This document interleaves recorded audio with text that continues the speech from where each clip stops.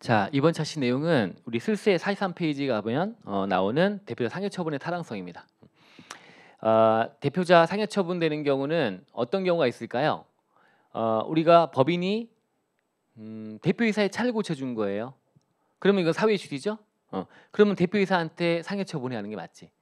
이런 거는 그 귀속자가 대표이사이기 때문에 상해 처분하는 겁니다. 그래서 이런 얘기를 다루는 게 아닙니다.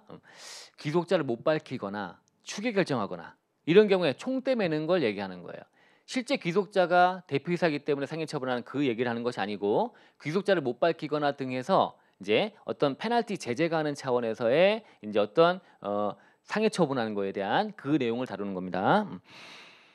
그래서 일단 대표자 상해 처분하는 경우 실제 귀속자가 대표자가 아니더라도 대표자가 총대 매는 차원에서 이 내용을 하는 어떤 규정의 취지는 뭐냐? 취지는 일단 여기 개연성이 되게 높다고 되어 있습니다. 대표이사한테 귀속되었을 개연성이 상당히 높겠죠, 그죠? 못 밝힌다고? 못 밝힌다고? 그러면 가져갔을 가능성이 높다라고 되어 있고, 또 귀속자를 못 밝히는 책임을 대표자한테 지워가지고 밝히도록 노력하는 거다라고 하는 겁니다. 이거 우리 국세기본법에 공부할 때 보시면 우리 실질과세 원칙의 예외라는 표현은 그런데 지금 별도 규정이라고 봐야 되는 건가요? 어쨌든 실질과세 원칙은 다 조세피 방지를 위한 실질 이런 개념이라 세금 회피를 막지 않은 거 아닙니까? 실질에 따라 과세해서 가장 형식을 취해서 실질을 은폐했을 때 그 숨어있는 실질에 따라 과세하겠다. 이게 실질과세 원칙인데 그 실질과세 원칙에 불구하고 형식에 따라 과세하는 것이 뭐가 있어요? 형식에 따라 과세하는 것이 취지는 형식에 따라 외관에 따라 과세하는 것이 이 실질과세 원칙이 담고 있는 세금 회피 방지를 위해 그런 방지를 위해 보다 합리적이라는 거예요. 형식에 따라 과세하는 것이. 그래서 실질을 무시하고 형식에 따라 과세하겠다라고 하는 건데 그게 두 가지로 명의신탁 징의어제하고 여기 보시는 대표자 상해 처분하는 규정. 이 두 가지가 우리 실질과세 원칙이라고 하는 여기에 별도 규정으로 규정을 두고 있는 겁니다. 취지는 계속 말씀드렸지만 이제 외관이나 형식에 따라 과세하는 것이 세금 회피 방지를 위해 보다 합리적이다. 여기 보시다시피 대표이사가 실제 가져간 겁니까? 이거는 아니야. 그냥 총대를 맨다고요. 그런 개념인데 그러면 실제는 상무이사든 전무이사든 다른 자가 일 수도 있어요. 그렇지만 대표이사한테 책임을 지워가지고 대표이사가 철저히 밝히도록 노력하게 만들겠다. 그런 의미가 깔려있다라고 보시면 됩니다. 그래서 실질과세 원칙의 별도 규정이라고 하는 것도 의미가 있습니다. 명의탁 징의어제와 더불어서 이렇게 잡아놓으시면 되고요. 취지는 그렇고 이 상해 처분에 물어본다면 내용은 타당성하고 대표자 판정 기준 두 가지가 되지 않을까 싶습니다. 그래서 타당하냐? 타당성. 일단 개요에도 있었지만 개연성이 높다라고 하는 거고 또 대표이사는 최고 의사결정권자니까 책임을 져라라고 하는 것도 있고 또 우리 못 밝혔을 때 대표이사한테 책임지는 걸로 해서 해버리면 사실은 원래는 이제 전무이사인지 상무이사인지 부장인지 누군지를 밝혀갖고 하는 것은 과세관청 의무입니다. 과세권자 입장에서 밝혀야 되는 건 맞거든요. 맞는데 과세관청 입증 책임을 완화하겠다. 대표이사한테 무조건 지우는 걸로 규정을 두어서 하다 보니까 아니면 자기가 스스로 아닙니다. 누구누구입니다라고 밝히게 되겠지.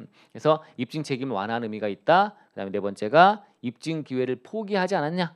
못 밝힌다고? 그러면 대표이사 스스로가 당연히 자인한 것과 같다. 이런 여러 가지 취지를 들어서 실질과세 원칙의 별도 규정으로서 이제 대표이사한테 상해 처분하는 규정을 두어 적용하고 있습니다. 이렇게 보시면 되고요.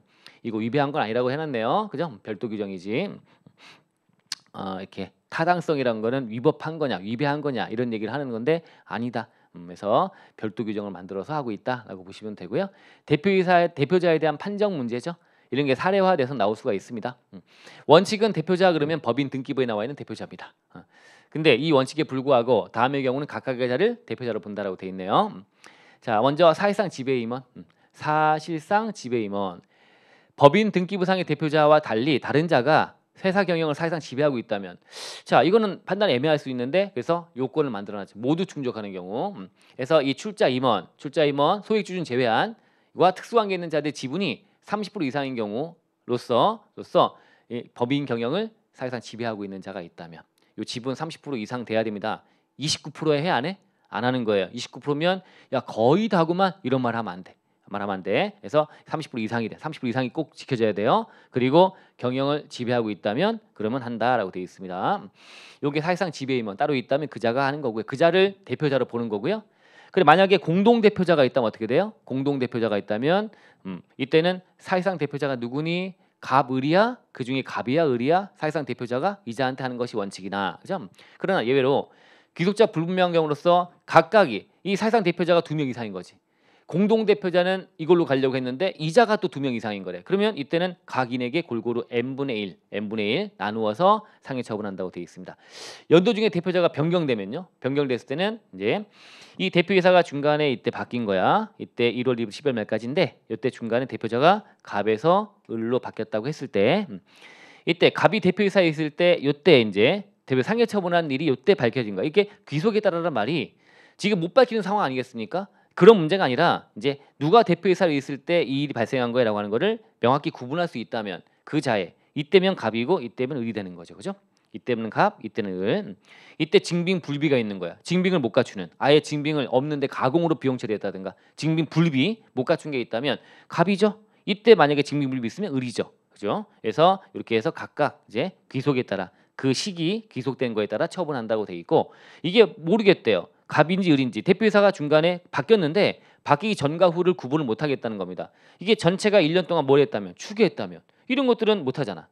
1년 내리 추계했다면 그죠? 추계해서 대표자 상해 처분하는 경우라고 한다면 이때는 재직 일수에 따라 구분 계산한 후에 각인에게 소득 처분한다. 날짜 계산하겠다는 거지. 이렇게 본다.